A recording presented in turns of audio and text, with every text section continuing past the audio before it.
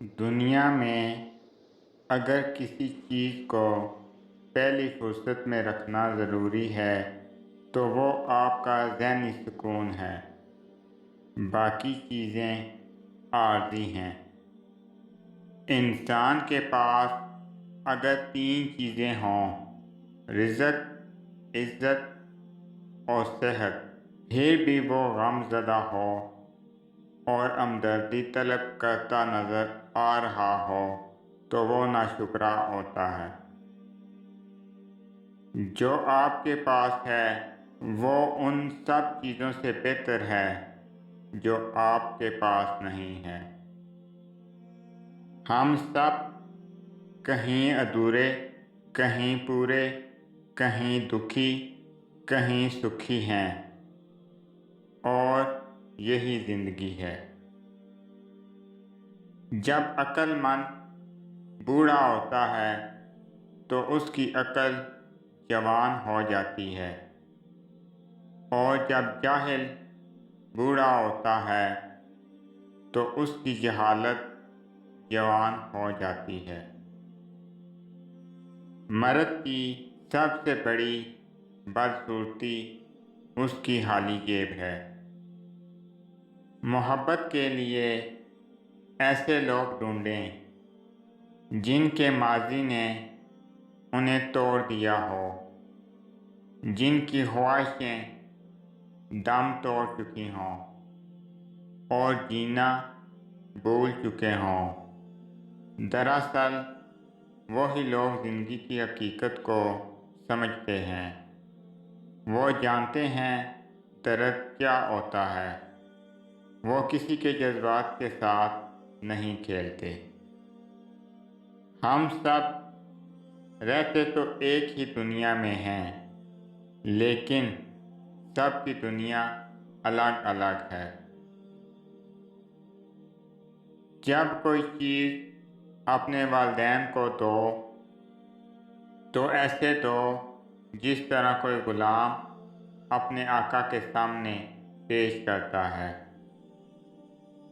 انگلیاں ہمیشہ وہی اٹھاتے ہیں جن کی اوقات نہیں ہوتی نظر میں لانے کی۔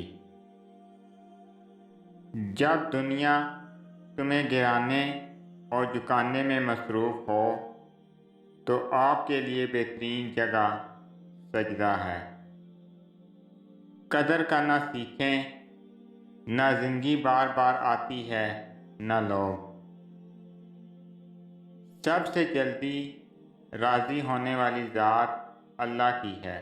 ہماری ندامت کا ایک آنسو اسے ہمارے بہت قریبی دوست بنا دیتا ہے، اور جس سے سب سے قریبی دوست اللہ ہو تو اس کا کوئی بھی کام کیسے رک سکتا ہے۔ سفر زندگی کا بہت ہی حسین ہے۔ سب کو کسی نہ کسی کی تلاش ہے۔ کسی کے پاس منزل ہے تو راہ نہیں، اور کسی کے پاس راہ ہے تو منزل نہیں۔ برستی ہوئی بارش اور روتی ہوئی آنکھوں کا احساس انہی کو ہی پتہ ہوتا ہے جن کے گھر اور دل نازک ہوتے ہیں۔